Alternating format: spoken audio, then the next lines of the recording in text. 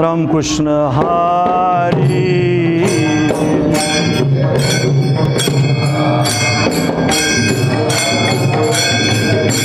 हरी जय जय राम कृष्ण हरी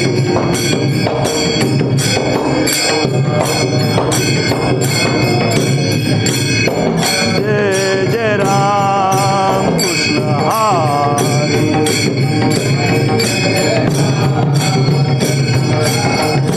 हरि जय जय राम हरि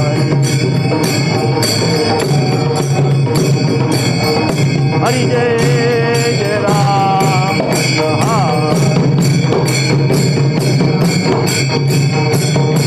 जय जय राम जय जय राम कृष्ण हरि जय जय राम कृष्ण हरि जय जय राम कृष्ण हरि जय जय राम कृष्ण हरि जय जय राम कृष्ण हरि जय जय राम जय जय राम जय जय राम जय जय राम जय जय राम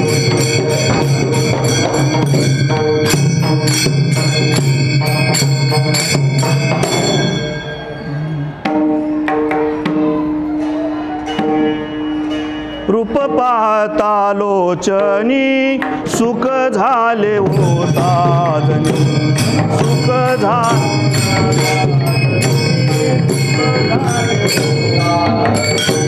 रूप पाहता लोचनी सुख झाले ओ साधनी सुख झाले ओ रूप पाहता लोचनी सुख झाले ओ साधनी सुख झाले ओ साधनी सुख झाले ओ साधनी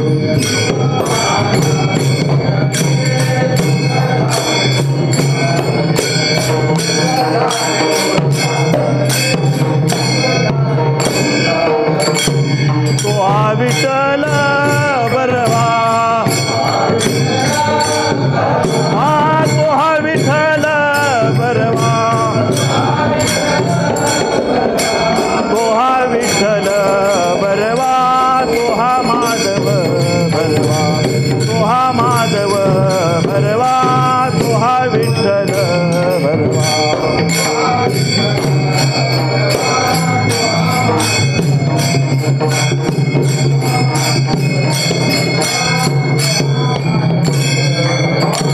बहुत सुकृताची जोडी म्हणून विठ्ठली आवली म्हणून विठ्ठली आवली म्हणून विठ्ठली आवली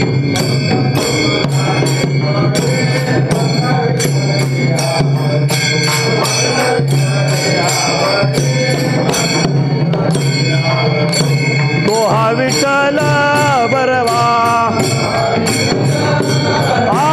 तो विठ्ठल बरवा तो विठ्ठल बरवा तो माधव बरवा तो माधव बरवा तो विठ्ठल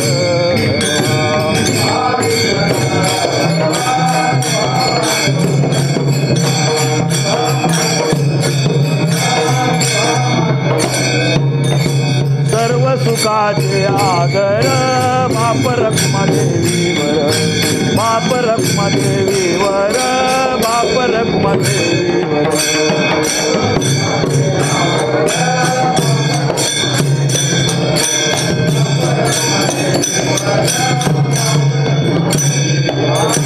तो बाप रखमा देवीवर बाप रखमा देवीवर बाप रखमा देवीवर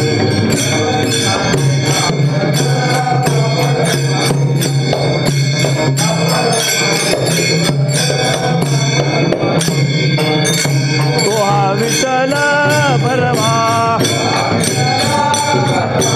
तो विठ्ठल बरवा तो विठ्ठल भरवा तो हा माधव भरवा तो हा माधव भरवा तो हा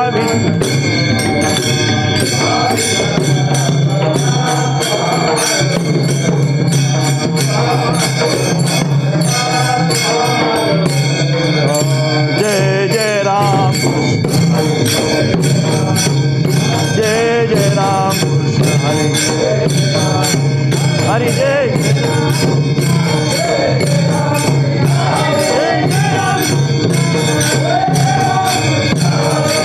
राम कृष्ण हरि जय जय राम कृष्ण हरि जय राम कृष्ण हरि जय जय राम राम कृष्ण हरि जय जय राम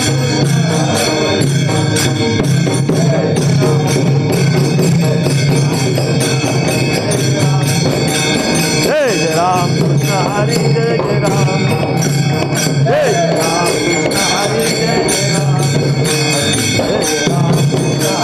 जय जय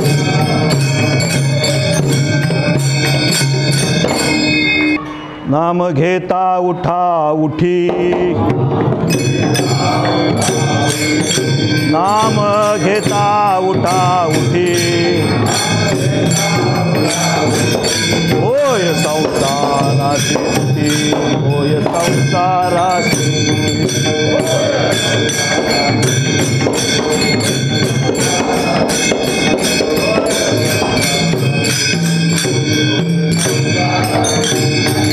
नाम घेता उठा उठी नाम घेता उठा उठी होय संसाराची तुटी होय संसाराची तुटी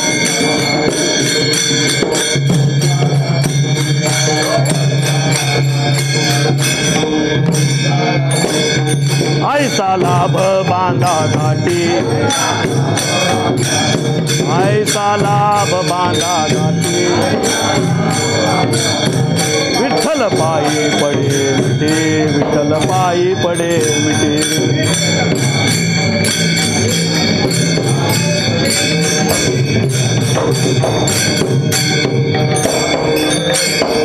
नामा परते साधन नाही नामा परते साधन नाही जे तू करते आणि काही जे तू करते आणि काही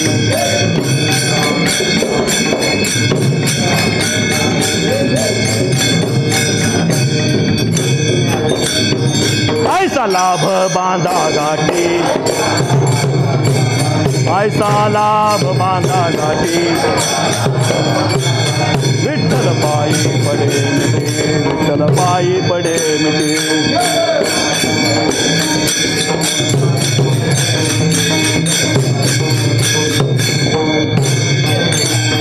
हकारुनी सांगे तुका हकारुनी सांगे तुका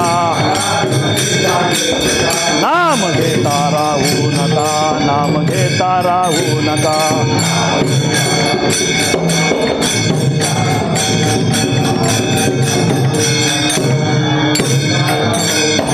ऐसा लाभ बांधा घाटी ऐसा लाभ बांधा घाटी विठ्ठल पायी पडे मिटी विठ्ठल पायी पडे मिटी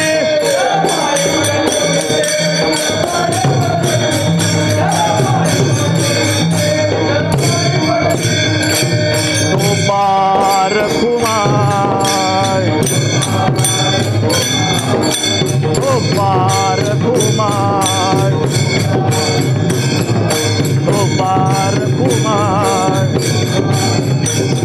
तो पार कुमार तो पार कुमार तो पार कुमार तो पार कुमार तो पार कुमार तो पार कुमार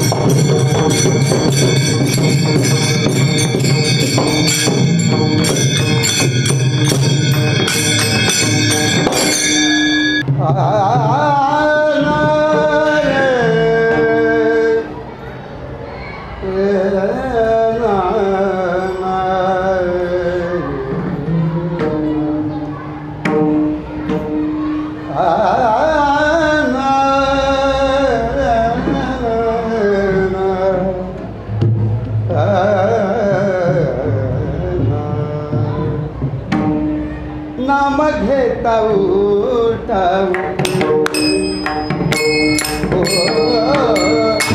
नाम घेता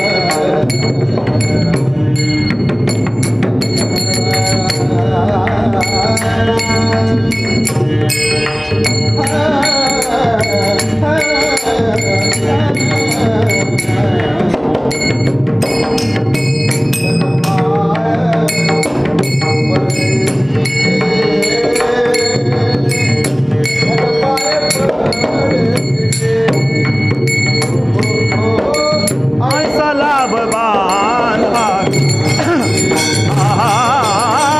ऐसा लाभ बांधा ओ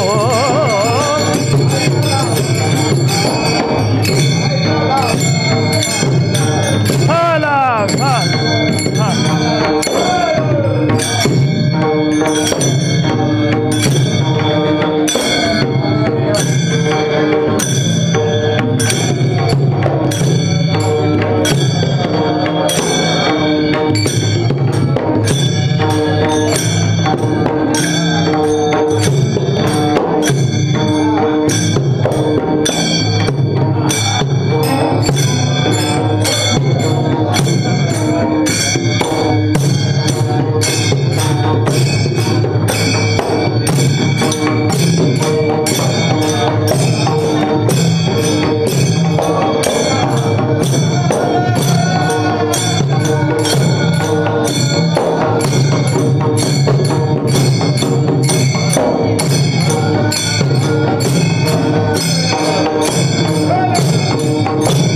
नमो सद्गुरु तुकया ज्ञानदीपा नमो सद्गुरु सच्चिदानंद रूपा नमो सद्गुरु भक्त कल्याण मूर्ती नमो सद्गुरु भास्करा पूर्ण कीर्ती सेवे लागे सेवक झालो तुमच्या लागलो तुमच्या लागलो निज चरणा तुमच्या लागलो निज चरणा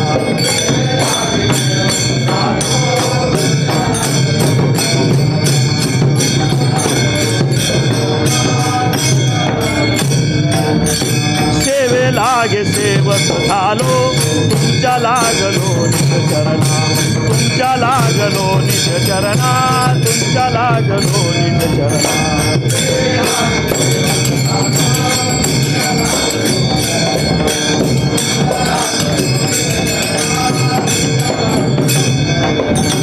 आहो स्वामी तुकया देवा आहो स्वामी तुकया देवा आहो स्वामी तुकया देवा यावरी न करावे यावरी न करावे रू यावरी न करावे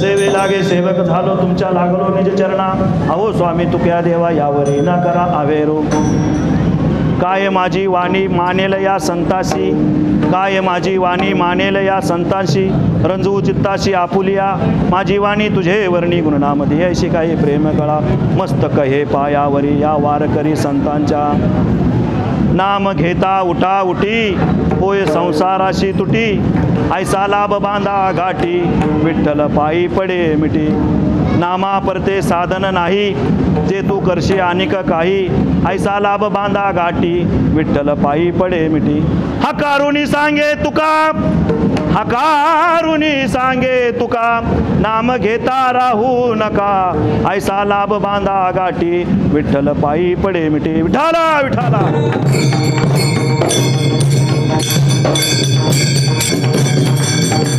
कीर्तनाला फार मोठे आचारसंहिता आहेत महाराज कीर्तनाला फार मोठे आचारसंहिता आहेत इथं नारदाच्या गादीवर उभं राहून सांगायचं म्हणजे तो 22 तास काय करतो हे पाहिलं पाहिजे आणि हे सगळं माहीत नसताना आज तुषार महाराजांनी माझ्यावर एवढी मोठी जबाबदारी ती मी योग्य 28व्या वर्षी दिली या तुषार महाराजांचे ऋणनिर्देश व्यक्त करावं तेवढे थोडेच आहेत म्हणून मी म्हणलं छोट्याला मोठं करणं हे त्यांचा मोठेपणा आहे आणि आज ठिकाणी सेवा दिलेली आहे नामपर कीर्तन घेतलेलं आहे जगद्गुरु श्री तुकोबारायाचा अभंग गोड असा अभंग आहे आपल्या सगळ्यांना पाठातला आहे आपल्या सगळ्यांच्या पाठातला आहे जवळच्या पोरांना जरा लांब हाका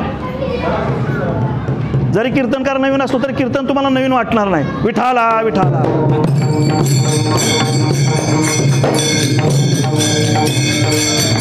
हो संत संतांनी आपल्या पुढं जे वाडमय ठेवलंय किंवा संतांनी आपल्या पुढं जे हा पसारा आणून ठेवलाय, कुठला पसारा? संतांचं वाङ्मय हा जो आपल्या पुढं पसारा आणून ठेवलाय संतांनी, ते कशासाठी आणून ठेवलाय? त्याला काहीतरी कारण असेल ना. संत कशासाठी येतात? आपल्याला जन्म घ्यावा लागतो, बरोबर का महाराज? मी जरा नवीन आहे, सगळे तुम्ही या ठिकाणी कसे कीर्तनाला गर्दी नसेल तर चालेल, पण दर्दी लोक पाहिजेत. आणि मला वाटतं ह्यात कोणी दर्दी नाही असं नाही कोणी. लहान मुलगा सुद्धा आज या ठिकाणी कीर्तन सांगणारे लोक आहेत, कीर्तन ऐकणारे लोक आहेत आणि नेहमी सप्ताह ऐकणार आहेत. कीर्तनाला दर्दी लोक आहेत, त्यामुळे मला सुद्धा कीर्तन सांगायला इंटरेस्ट वाटेल. पण अशी शांतता असेल तर विठाला विठाला हो.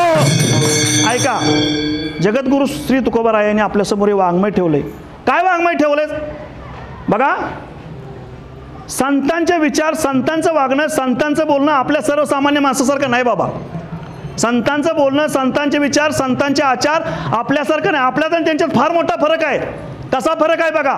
संत जरी दिसायला आपल्यासारखे असले, संत जरी दिसायला आपल्यासारखे असले तर ते असायला आपल्यासारखे नसतात. त्यांचं बोलणं जरी आपल्यासारखं असलं तरी त्यांचं आपल्यासारखं आचरण आपल्यासारखं नाही. म्हणून ते संत आहेत.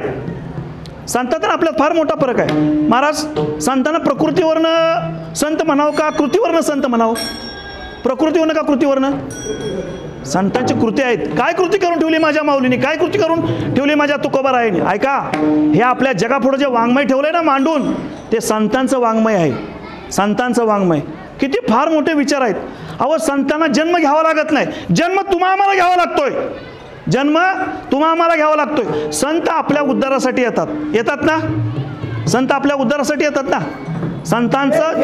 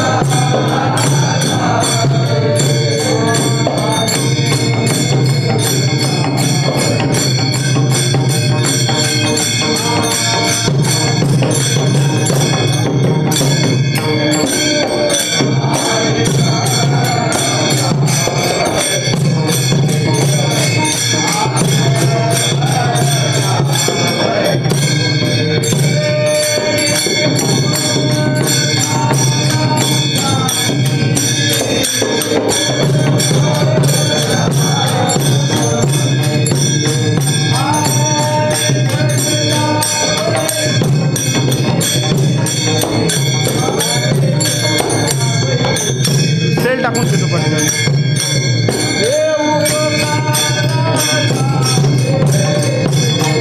थोडंसं पॅकिंग टाका, सगळं पॅकिंग त्याच्यामध्ये खाली सेलच्या खाली.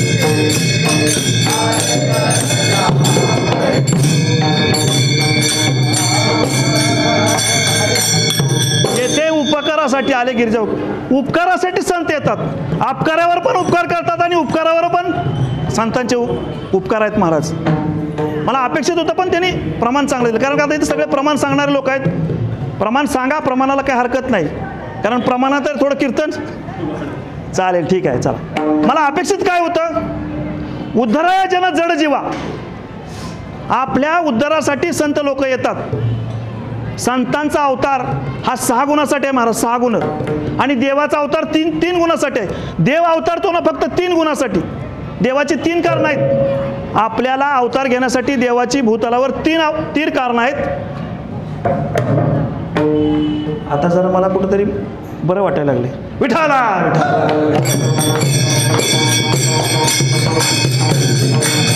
हो चुकली या वर्मच कळालं नाही हो कोणाला. कालच्यानं कळालं नाही. त्याला नेमकं काय पाहिजे ते चला असू द्या. संतांचा अवतार हा 6 कारणासाठी आहे. देवाचा अवतार हा 3 कारणासाठी. ऐका 3 कारणं कोणते आहेत आणि संतांची 3 कारणं, संतांची 6 कारणं आणि देवाची 3 कारणं कुठले आहेत ऐका. वाढवा वया सुख भक्तिभाव धर्म कुळाचार्य नाम विठोबाचे.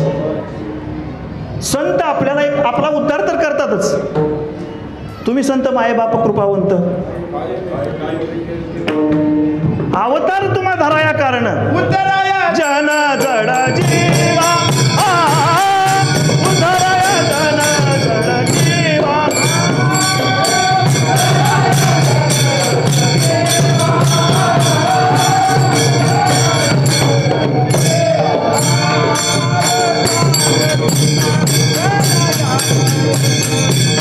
राया जनार्दन दिवा राया जनार्दन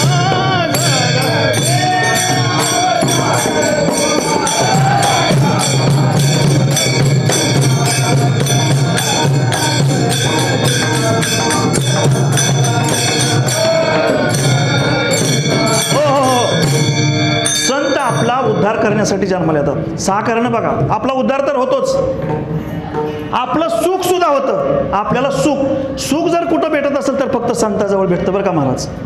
संताजवळ सुख आहे. दुसरी गोष्ट काय, आपल्या मनात देवाविषयीची भावना निर्माण करणारे संत आहेत. आपल्याविषयी देवाची मनात भावना निर्माण करणारे कोण आहेत? संत आहेत. ती भावना आपल्या मनात राहून किंवा आपल्या मनात रुजवून ती भावना भक्तीला कशी लावावी ही सुद्धा संतांचं काम आहे महाराज.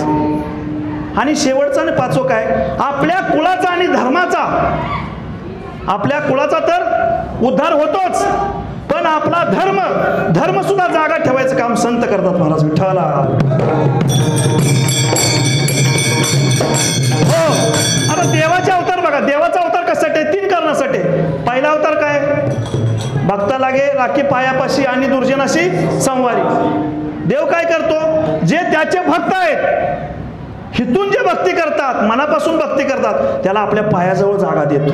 देव भक्ताला वाचवण्याचं काम देव करतो, पण देव दुर्जनाला वाचवत नाही. दुर्जनाला काय करतो, त्याचा संहार करतो. राम अवतारात रावणाचा संहार केला, कृष्ण अवतारात कंसाचा संहार केला, पण माझे संत तसे नाहीत बरं का. देवात हा फरक आहे बघा. देवात आणि संतात हा मोठा फरक आहे. देवांना सुद्धा संतांचा आशीर्वाद घ्यावा लागतो. पुराण बघा तुम्ही. देवात आणि संतात हाच फरक आहे. काय? अरे तो दुर्जनांचा संहार करतोय कोण? देव. आणि संत दुर्जनाला सुद्धा चांगली बुद्धी येऊ दे हे संत देवाकडे मागणी करतात. जे खळांची व्यंकटी सांडो काय सत्कर्मी रती वाट. अरे माझ्या माऊलीला इतका त्रास झाला, इतका त्रास झाला, एवढा त्रास माऊलीसारखा कोणालाच नाही झाला बरं का महाराज. अहो 3 दिवस 4 लेकरं उपाशी होती झोपडीत. 3 दिवस माझी मुक्ताई उपाशी होती म्हणून झोळी घेऊन मागायला गेले. एका माऊलीला दया आली, तिनं झोळीत भाकरी टाकली. ती भाकरी घेऊन येत असताना आज माझ्या मुक्ताईला मी भाकरी चारणारच ह्या उद्देशाने घेऊन येताना रस्त्यात येसोबा खेचर भेटले. काय झोळीत? झोळी पालथी केली हो महाराज. नुसती पालथी केली नाही, त्यात पीठ आणि भाकरी होती ती खाली सांडलं महाराज. भाकरी बाजूला लाथानं चकटली आणि त्या पिठावर पायानं असं महाराज खरचटलं. ते पीठ सुद्धा झोळीत भरता येऊन एवढा त्रास दिला हो माझ्या ज्ञानोबा माऊलीनं. एवढा त्रास सहन करून सुद्धा अन्न मिळालं नाही संतांना. संत पण उभं येत नाही, अन्न सुद्धा मिळालं नाही संतांना. तसेच जाऊन झोपडीत बसायचे. परत दुसऱ्या दिवशी जायचं, परत तसा शेण मारणार, पाणी टाकणार अंगावर, कुणी दगड मारायचे माझ्या माऊलीला. एवढा त्रास सहन करून सुद्धा माझ्या ज्ञानोबा माऊलीने वयाच्या 16व्या वर्षी ज्ञानेश्वरी ग्रंथ पूर्ण केला. आणि ज्ञानेश्वरी ग्रंथ पूर्ण केल्यानंतर माझ्या निवृत्ती दादाने विचारलं, ज्ञाना तू भावार्थ दीपिक हा ग्रंथ पूर्ण केलाय, तुला काय मागायचे ते मागून घे. काय माझ्या माऊलीने मागितलं असं?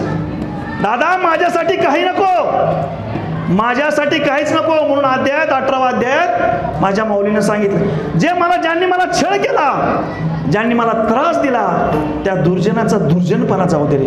हे संतात आणि देवात फरक आहे महाराज. म्हणून संत आपल्या उद्धारासाठी जन्माला येतात. तुकोबरायनं काय थोडा त्रास दिला का महाराज? अख्ख्या देहूमध्ये तुकाराम सारखा त्रास, श्री तुकोबराय सारखा त्रास कोणालाच दिला आहे महाराज. येडा तुक्या तुकोबाला काय कळत नाही, पण आपल्या विठ्ठल भक्तीपासून महाराज तुकाराम महाराज बाजूला गेलेले आहेत. किती त्रास द्यावा. अहो शिवबा कासाराच्या पत्नीनं आपला नवरा त्यांच्याबरोबर फिरतोय म्हणून उकळतं पाणी अंगावर ओतलं. काय केलं? एक प्रसंग सांगतो आणि पुढे चालतो. उकळतं पाणी अंगावर ओतलं. कसं ओतलं? ऐका प्रसंग तुम्हाला सांगतो. कसं ओतलं पाणी? आपला पती ह्या माणसाच्या नादाला लागून वेडा पिसा झालाय. नुसता विठ्ठल विठ्ठल तुका करतोय. त्याला लगाम घालण्यासाठी, त्याला आवरण्यासाठी आपल्या नवऱ्याची खोड नाही मोडली तरी चालेल, पण तुकाराम महाराजांची खोड मोडायची. म्हणून त्यांनी त्या शिवबा कासाराच्या मंडळीनं एक दिवशी लाडात येऊन आपल्या नवऱ्याजवळ बोलायला सुरुवात केली. लाडात आलं का नाही बाय माणूस की समजायचं काहीतरी धोका? नक्कीच धोका आहे. बाय माणूस लाडात येऊन बोललं का समजायचं धोका आहे. लई प्रेमानं शिवबा कासाराची बायको त्याच्या शिवबा कासारापाशी बोलायला, का हो धनी म्हणे महाराजांचं जरा आपल्या घरी आंघोळीला आणा, तेवढंच आपल्याला पुण्य लाभल ना. अरे मला ही कशी काय एकाएकी बदलली बाबा? शिवबा कासार म्हणतो ही एक आहे. त्या तुकाराम महाराजांना रात्रंदिवस शिव्या घालती, मला शिव्या घालती, ही बदलली कशी काय एकाएकी? नाही नाही म्हणे माझ्या मनापासूनच इच्छा झाली आणि त्यांना तुम्ही आणाच घरी आंघोळीला आणाच. ठीक आहे म्हणे मी विचारून बघतो. आणि पहाटेच्या वेळेला पहाटे 4 वाजल्यापासून चुलीवर पाणी तापत होतं महाराज. किती वाजल्यापासून? आपण त्याला पहाटे कोंबडा वराडला म्हणतो ना, तेव्हापासून चुलीवर पाणी. घोड कोणाची मोडायची होती? तुकाराम महाराजाची. आणि मग शिवबा कासार पहाटेची वेळ आहे आणि शिवबा कासार गेलेत. महाराज आमच्या घरच्यांचा आदेश आहे, आमच्या घरच्यांनी तुम्हाला आमंत्रण दिलंय, आमच्या घरी तुम्हाला आंघोळीला बोलावणं केलंय. आणि महाराजांची पहाटे 4 वाजता काय चाललं होतं? काकडा चाललेला होता. उठा जागे वारे आता स्मरण करा पंढरीनाथ. आणि अशा वेळात महाराजांना नाही कधी कुणाला म्हणायची सवय, आंघोळीला बोलवलंय, ठीक आहे चला. महाराज त्यांच्या पुढं, महाराजांच्या मागे शिवबा कासार घरात गेलेत. दारात पाटावर बसवलंय, कपडे काढले, जानवा आहे, धोतर बी फाटलेलं. आणि महाराज उकळलेलं, जिवंत उकळलेलं पाणी, त्या उकळत्या पाण्यात एखादी वस्तू टाकली तर ती वस्तू गार होऊन जाईल, एवढं उकळतं पाणी त्या शिवबा कासाराच्या मंडळीनं महाराजांच्या अंगावर ओतलं. काय झालं सर्व वेदना महाराजांना? 10 अंगाचा झाला, 10 नुसता 10 झाला नाही, अंगाला मोठे मोठे फोड आले महाराज. पण तरी पण तोंडातून एक ब्रश शब्द काढला नाही माझ्या श्री तुकोबा आहे, एक ब्रश शब्द सुद्धा काढला नाही. परिस्थिती झाली बघा कशी. फोड कोणाची मोडायची होती? तुकाराम महाराजांची. आणि जसं का तुकाराम महाराजांनी विठ्ठल विठ्ठल विठ्ठल नाम सुरू करायला केलं, तसा महाराज आपोआप 10 कमी झाला आणि शिवबा कासाराच्या मंडळीचा 10 सुरू झाला. शिवबा कासाराच्या मंडळीचा 10 सुरू झाला. एवढा 10 सुरू झाला की तो 10 थांबण्या. शिवबा कासाराची मंडळी अशी तडपड पाण्यातनं मासा बाहेर काढावा अशी तडपड करायला लागली. काय सूचना? मग रामेश्वर भट्ट होते ना तिथं, रामेश्वर भट्टाकडे गेली आणि सांगितलं मी असं असं केलं आणि माझ्या अंगाचा 10 होईना. रामेश्वर भट्टाने त्यांना एक गोष्ट सांगितली, म्हणजे जा एक काम करा, ज्या तुकाराम महाराजांच्या अंगावरचं पाणी ज्या मातीत पडलंय ती माती, ती चिखल तुमच्या अंगाला लावा म्हणजे तुमचा 10 थांबेल. आणि इकडे विठ्ठल नामाचा जप चाललेला महाराज. ती बिचारी आली, ती चिखलाचं पाणी चिखल आपल्या अंगाला लावला आणि 10 थांबला. मला सांगायचं तात्पर्य काय होतं की तुकाराम महाराजांना माझ्या माऊलीला किती त्रास दिला लोकांनी, पण ते त्यांच्या अस्तित्वापासून हल्ले नाहीत. यांना संत म्हणावं, यांना संत म्हणावं. हा संताचा ना आपल्यातला फरक आहे महाराज. मग आता बघा, संतांनी एवढं मोठं वाङ्मय आपल्या पुढं करून ठेवलंय. किती मोठं वाङ्मय. संत म्हणजे टोकाची श्रीमंती भोगलेले तुकाराम महाराज आणि टोकाची गरीब भोगलेले तुकाराम महाराज. मी कधी कधी कीर्तन सांगतो बरं का, कधी कधी म्हणजे मी काय 100-200 किंवा 1000-500 कीर्तन केलं नाही, पण जेव्हा मला कोणी कीर्तन सांगाल ना येड्या बागड्याला इथं करा, तेव्हा मी सांगत असतो तुकाराम महाराजांचं थोडंसं चरित्र, तुकाराम महाराजांची भक्ती, तुकाराम महाराजांची गरिबी, थोडंसं दृष्टांत साधा सांगतो आणि पुढे चलतो. विठाला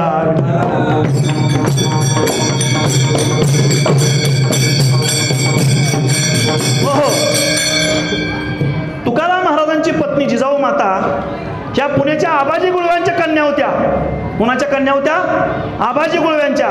आबाजी गुळव्यांची प्रॉपर्टी किंवा त्यांची जायदाद जर मोजायची झाली ना महाराज, 3500 एकर नुसता ऊस होता त्यावेळेचा काळात. मी तुकाराम महाराजांच्या काळातलं सांगतोय. 3500 एकर ऊस, ज्वारी आणि बाजरी जर निघाली तर मुळामुठा नदी आहे पुण्याच्या साईडला, ती ज्वारी बाजरी जर टाकली ना त्या मुळामुठा नदीच्या आडवी तर ती नदी सुद्धा थोपून धरायची, एवढी त्या धान्य ताकद होती. एवढं धान्य होत होतं कुणाला? तुकाराम महाराजांच्या सासऱ्याला. एवढी मोठी श्रीमंताची मुलगी, पण तुकाराम महाराजांना किती जरी त्रास दिला तर त्यांनी पाणी पिल्याशिवाय, त्यांना जेवण दिल्याशिवाय जेवत नव्हती महाराज जिजाऊ माता माझी. ऐका प्रसंग एक छोटासा आहे. दिवाळीचा सण होता आणि तुकाराम महाराजांच्या मंडळीला जिजाऊ माऊलीनी आपल्या बुवांना विचारलं, बुवा मी जरा दिवाळीला जाऊन येऊ का? बुवा कधी नाहीच म्हणले आहे कोणाला. थोडक्यात सांगतो, जिजाऊ माता तिकडे गेलेल्या आहेत, दिवाळी 2 दिवस साजरी केलेली आहे, पण माझ्या महादाचं कसं असेल, माझ्या बुवाचं काय चाललं असेल, त्याच्या काळजीनं जिजाऊ माता लवकरच निघाल्या. जिजाऊ मातेचा भाव होता, त्या भावानं सांगितलं अक्का तुला मी सोडा येतो. घुगराची गाडी अशी झुपलेली आहे, गाडीत जिजाऊ माताला बसवलेला आहे, वरनी एवढी मोठी गाडी सजवलेली आहे, बैलाला झुली घातलेली आहे आणि ती गाडी देहूच्या दिशेने निघालेली आहे. देहू जशी जशी गाडी आली तसं तसं दादा तिला विचारतोय, अगं अक्का तुझं घर कुठं आहे? अक्का देहू गेलं तरी घर अक्का काय दाखवायला तयार नाही. आणि देहूच्या बाहेर एक झोपडं होतं आणि त्या झोपड्यापाशी आल्यानंतर दादाची गाडी थांबली. अक्का हे तुझं घर का? हो रे दादा हे माझं घर. ऐका आता खरं ऐका. दादा खाली उतरला, दादाला पाणी दिलं जिजाऊ मातेनं पाणी दिल्यानंतर दादा हळूच त्या झोपडीत घरात गेला आणि घरात गेल्यानंतर पाहिल्यानंतर चुली होत्या, चुली, त्या चुलीवर एक एक हात एवढं गवत उगवलं होतं महाराज. किती? एक एक हात एवढं गवत उगवलं होतं. बघा आपण घाटात जर 10 दिवस घट बसवले ना, 10 दिवस, तर इथेच गवत येतं. मग एक हातभर गवत आलं होतं म्हणजे ती चूल किती दिवस पेटली नसेल याचा विचार करायचा आहे. सहज दादाने विचारलं, आका अगं या चुलीवर एवढं गवत आलंय, चूल पेटली नाही का गं? नाही रे दादा, 3 महिने चूल पेटली नाही. मग तुम्ही 3 महिने खाताय काय? बघा माझ्या जिजाऊ माऊलीचं उत्तर आहे, दादा बुवाच्या ओळखीचे एक श्रीमंत शेतकरी आहेत, त्यांच्या बांधावर एक उंबराचं झाड आहे आणि त्या उंबराच्या झाडाचे आम्ही टोपलं भरून उंबरा आणतो, पहाटेची कुणी जायच्या आत आणि ते आम्ही 4 जण खाऊन झोपतो रे दादा. एवढी टोकाची गरिबी माझ्या तुकाराम महाराजांनी भोगलेली आहे. एवढी टोकाची गरिबी भोगलेली तुकाराम महाराज आणि टोकाची श्रीमंती असलेली. एका वहीमध्ये 200 पेजेस वहीमध्ये नावं जर काढायची म्हटलं तर 10,000 20,000 नावं होती. अशा किती वह्या होत्या? 14 पोथी भरतील अशा वह्या होत्या सावकारकीच्या. एवढ्या तुकाराम महाराजांनी स्वतःच्या हातानं वह्या इंद्रायणीच्या नदीत बुडवल्या सावकारकीच्या. म्हणजे टोकाची श्रीमंती आणि टोकाची गरिबी भोगलेली माझे तुकोबार आहे आणि त्या तुकोबाराचं वाङ्मन आपण करतोय आज या ठिकाणी. आणि त्यांचा आज आपण संतांचे विचार, संतांचे अभंग, त्यांच्या विचारावर, त्यांच्या अभंगावर आज आपण कीर्तन करतोय. मी हे कशासाठी सांगतोय? मला अभंगाकडे यायचं आहे. मी हे कशासाठी सांगतोय? वक्ते होते, टोकाचे वक्ते होते. वक्त्याबद्दल जरा मी नेहमी सांगत असतो, वक्ता कसाचा? वक्ताकडे कमीत कमी 6 गुण असतात आणि संताकडे 6चे 6 गुण असतात बरं का महाराज. मी मगाशी जे सांगितले ते 6 गुण नाही, ते अवताराचे 6 गुण सांगितले. हे वक्त्याचे मी 6 गुण सांगतोय. हे 6चे 6 गुण माझ्या तुकाराम महाराजांच्याकडे होते. कोणते गुण होते बघा, ऐका. 3 गुण गौण आहेत आणि 3 गुण विशेष आहेत. वक्त्याकडे 3 गुण असावेत, गौण असावेत. कोणचे? एक, वक्त्याकडं यशस्वीपणा असावा. काय असावा? यशस्वीपणा असावा. दुसरं, वक्त्याकडं परिणामकारक बोलणं असावं. आणि तिसरं, वक्त्याकडे काय असावं? यशस्वीपणा पाहिजे, परिणामकारक बोलणं पाहिजे आणि तिसरं, वक्त्याकडं निर्दोषपणा पाहिजे. आता हे का पाहिजे ऐका. वक्त्याला आपलं भाषण यशस्वीरित्या लोकांना करून सांगण्याची त्याच्यात युक्ती पाहिजे, म्हणजे यशस्वीपणा आला पाहिजे त्या वक्त्याला, म्हणून यशस्वीपणा पाहिजे. दुसरं, निर्दोषपणा पाहिजे. आपलं भाषण निर्दोष झालं पाहिजे किंवा आपलं संतांचं वाङ्मय, संतांचे विचार, कीर्तनकारांना आपलं कीर्तन निर्दोष सांगितलं पाहिजे, त्याला कुठल्याही गोष्टीचा दोष लागला नाही पाहिजे बरं का महाराज. आणि तिसरं गौण, ते परिणामकारक पण असलं पाहिजे ना. नुसतं चित्त येऊन सांगायचं, कीर्तनाला उभं राहायचं, मुलामुलीचे चरित्र सांगायचे, कुटुंबाचे चरित्र सांगायचं, सून सासू माहेरचं सनी चरित्र सांगायचे, ह्यानं काय परिणाम होतात का? हे प्रबोधन आहे. हे कीर्तनकाराचं प्रवचन सांगण्याचं किंवा कीर्तनकाराचं हे वाक्य नाही, हे परिणामकारक आहे. कीर्तनकारानं, वक्त्यानं, संवादानं, प्रवचनकारानं आपलं भाषण परिणामकारक होईल. त्या 10तल्या किंवा 50तल्या एका तरी लोकांना आपलं कीर्तन पटेल आणि त्यातल्या 10तल्या एकानं तरी दुसऱ्या माणसाला माळ घालेल असं आपलं भाषण परिणामकारक असतं. हे 3 गुण आहेत ना, हे गौण आहेत, गौण. आणि आता तिसरे 3 गुण विशेष आहे का? विठाला विठाला. हो, संताकडे, वक्त्याकडे तिसरे 3 विशेष गुण असावे लागतात. कुठले? संताकडे किंवा वक्त्याकडे युक्ती पाहिजे महाराज. काय पाहिजे? युक्ती पाहिजे. दुसरी गोष्ट, प्रामाण्य पाहिजे. आणि तिसरी गोष्ट, अनुभव पाहिजे. काय सांगतो नीट लक्ष देऊन ऐका तुम्ही. आता सगळं शांत झाले त्यामुळे मला शांततेत कीर्तन सांगायला काही हरकत नाही. 9-10 वाजल्या तरी काय अडचण नाही. कोण आलं तर मी आहेच की इथं. कीर्तन सांगायला मी आहेच की कोण आलं तर. त्याचा अजून मी अंकाराचा वारा लागून घेतला नाही कुठल्या पदाचा. बघा मी तुकाराम महाराजांच्या बद्दल बोलतोय. तुकाराम महाराज वक्ते होते. वक्त्याकडे, कीर्तनकाराकडे, प्रवचनकाराकडे, संवादाकडे 6 गुण पाहिजे. 6 गुणापैकी 3 गुण मी तुम्हाला सांगितले. दुसरे 3 गुण ऐका.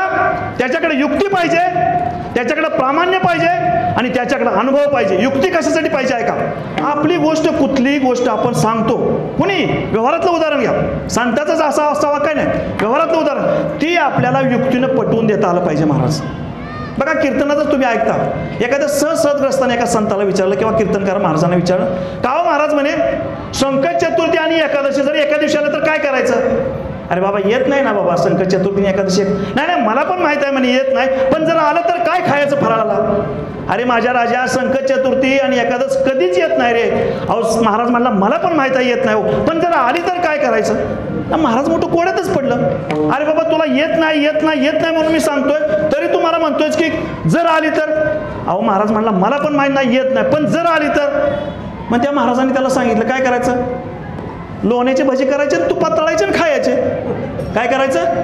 लोण्याची भजी करायचे, ते तुपात तळायचे आणि खायचे. म्हणजे महाराजांच्या चेष्टेचा विषय किंवा विनोदाचा भाग सोडून द्या, वक्त्याकडं युक्ती पाहिजे महाराज. दुसरा गोष्ट वक्त्याकडे प्रामाण्य पाहिजे. प्रामाण्य म्हणजे काय. आपलं प्रामाण्य नको, आपल्या मतानं नको, इथं संतांचं मत पाहिजे. कुणाचं मत पाहिजे इथं. संतांचं. माझ्या मतानं नको. माझ्या मताला ग्रामपंचायत मतदानामध्ये किंमत आहे. तुमच्या माझ्या मताला कुठे किंमत आहे. ग्रामपंचायत, झेडपी, आमदार, खासदार, ह्या 4 ठिकाणी आपल्या मताचा उपयोग. आपल्या मताला किती मिळतं काय मिळतं ते तुम्हाला माहित आहे. पण इथं प्रमाणाला कोणाची किंमत आहे. संतांच्या. संतांनी जे सांगितलं त्याचा आधार घेऊन इथं बोललं पाहिजे महाराज. संतांच्या प्रमाणात. म्हणून इथं प्रामाण्य पाहिजे. संतांचाच पुराणा देऊन इथं बोललं पाहिजे. संतांचाच माहिती म्हणजे संतांच्या पुराणातलं पुराण सांगताना संतांचा पुरावा देऊनच इथं बोललं पाहिजे. हे संतांकडं किंवा वक्त्याकडं दुसरं. आता तिसरा गुण अनुभव पाहिजे माणसाकडं. उगाच यायचं कीर्तन करायचं, उगाच याचं एखाद्या स्टेजवर वक्त्यानं बोलायचं जायचं. ज्याला ज्या गोष्टीचं ज्ञान नाही त्यानं ते सांगू नये. तुकाराम महाराजांनी असं केलं नाही. माझ्या कुठल्याच अष्टादश संतांना असं केलं नाही. काय अनुभवाशिवाय कुठली गोष्ट बोलू नये. अनुभव आले अंगात, अनुभव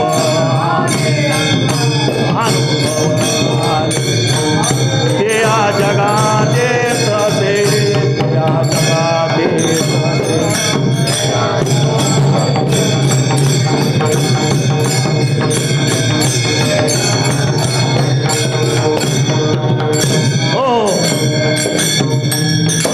इकडे पण राष्ट्रवादीकडे पण बघितलं पाहिजे ना. प्रत्येक संतांना अनुभव, आपल्या अनुभवातून लेखन केलंय. प्रत्येक संतांना आपला अनुभव सांगितलंय. वक्त्याकडे अनुभव पाहिजे महाराज. अनुभवाशिवाय बोलायचं नाही, इथं प्रमाणाशिवाय बोलायचं नाही, इथं युक्ती पाहिजे. मग संतांच्याकडे अनुभव आहे का नाही. अहो कितीतरी उदाहरण देत. अनुभव पाहिजेच महाराज. तुम्हाला एक छोटासा दृष्टांत सांगतो अनुभवाचं. पण मी काय बोलतोय, कशा बोलतोय, कुठं आलो हे एवढं लक्षात राहू द्या. एका गावामध्ये कार्यक्रम होता. कार्यक्रम आणि त्या कार्यक्रमाला अख्खं गाव जमलं होतं. एका साईडला महिला, एका साईडला पुरुष. आणि पुरुषापेक्षा जास्त महिलाची गर्दी होती. का महिलाची गर्दी होती माहिती आहे का. त्या ठिकाणी महिलाचा कार्यक्रम होता. कसला कार्यक्रम होता. अख्खं गाव तुटून भरलं होतं. गावात एक पोर सुद्धा घरी राहिलं नव्हतं. सगळी त्या कार्यक्रमाला आले होते. शाळेच्या पटांगणाच्या समोर स्टेज होतं. स्टेजवर त्या वक्त्याची वाट बघत सगळं गाव बसलं होतं. आणि इतकी आतुरता त्या वक्त्याची लागलेली. आणि तेवढ्यात एक पांढऱ्या रंगाची पांढरी शुभ्र गाडी त्या वक्त्याची त्या स्टेजवर आली. त्या स्टेजजवळ पांढरी शुभ्र गाडी आली. त्या पांढऱ्या शुभ्र गाडीतून 3 पांढऱ्या शुभ्र साड्या नेसलेल्या 3 माता मावल्या उतरल्या. काय सांगतो नीट लक्षात देऊन ऐका. 3 मावल्या उतरल्यानंतर त्या 3 मावल्या स्टेजवर गेल्या आणि त्या 3 मावल्याने एकीनं आपापलं काय जे सांगायचं ते सांगायला सुरुवात केली. कार्यक्रम कशाचा होता. कुटुंब नियोजनाचा. पहिली उठली तिनं सांगितलं कुटुंब लहान सुख महान, कुटुंब छोटे सुख मोठे, बरंच काय काय सांगितलं. 2च मुलं, संसार सुखी, असं काय काय काय काय तिनं पहिलीनं सांगितलं. पहिली बसली. दुसरी उठली. दुसरीनं पण ती सांगितलं महिला मंडळीने चांगलं राहावं. 2 मुलं असल्यानंतर निरोगी चांगलं राहतं, आरोग्य चांगलं राहतं, घरातला संसार सुखाचा राहतो, पैसा अडका राहतो, शांती मिळते, गावाचा विकास होतो, तालुक्याचा विकास होतो, जिल्ह्याचा विकास होतो, राष्ट्राचा विकास होतो. सगळं काय दुसरीनं आणखी तिनं पटवून सांगितलं. परत तिसरी उठली. तिनेही माताच. तिसरी उठली. तिनं तर तिच्यापेक्षा आणखीन पटवून सांगितलं. काय काय उदाहरणं देऊन. सुख मान असते, कुटुंब नियोजन 2 मुलं केल्यानंतर काय परिणाम होतो. अगदी एवढं पटवून या तिघीने सांगितलं आणि एवढं पटवून सांगितलं. कार्यक्रम संपला. सत्कार बित्कार त्यांचा झाला. स्टेजवर कार्यक्रम संपल्याचं जाहीर करताच त्या 3 मावल्या त्या गाडीत येऊन बसणार. एवढ्या ते तिथं 80-85 वर्षाची म्हातारी स्टेजच्या जवळ बसलेली होती. तिनं त्या पहिलीच्या हाताला धरलं. कुणी. त्या 80 वर्षाच्या म्हातारीने पहिलीच्या हाताला धरलं आणि तिनं विचारलं का गं महिली किती सुंदर तू भाषण केलंस. एवढं सुंदर मी कधीच भाषण ऐकलं नाही. पण म्हणली एक गोष्ट विचारू का बाई तुला. आजी म्हणला विचारा ना. एवढं सुंदर भाषण केलंच, तुला किती मुलं आहेत का बाई म्हणली. काय म्हणते ती. तुला किती मुलं आहेत. ती काय म्हणली. मी बालविधवा आहे, बालविधवा. कोण म्हणते. पहिली जिनं भाषण केलं तिनं भाषण काय केलं ते तुम्ही ऐकलं, आता मी काय वाढवत नाही. ती म्हणली मी बालविधवा आहे. तिचा हात सोडून दिला त्या आजीनं. दुसरीचा हात धरला. तिला विचारलं तू तर तिच्यापेक्षा आणखीन सुंदर भाषण केलं ग, तुला किती मुलं आहेत ग? आजी माझ्यावर फक्त तांदूळ पडलेत म्हणे. तांदूळ पडले, लग्न झालं, सोहळ्यावरनं जशी मला इकडं आणली, अजून तिकडचं तोंडच नाही सासरचं बघितलं. दुसरीचा विषय संपला की हो.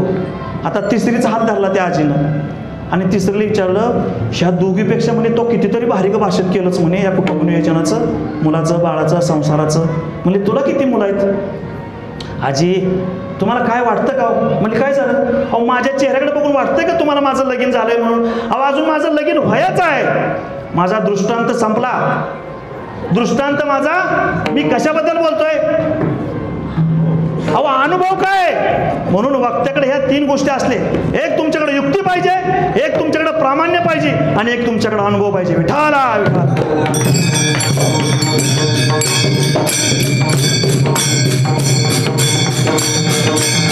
हो. मग तुकाराम महाराजांनी या अभंगाची निर्मिती केली आहे. तुकाराम महाराजांनी जवळजवळ 4,500 अभंग लिहिले श्री तुकोबरायांनी. त्यामध्ये कितीतरी अभंग आहेत. नामपर आहेत, स्थितीपर आहेत, साधनपर आहेत, मागणीपर आहेत, संतपर आहेत.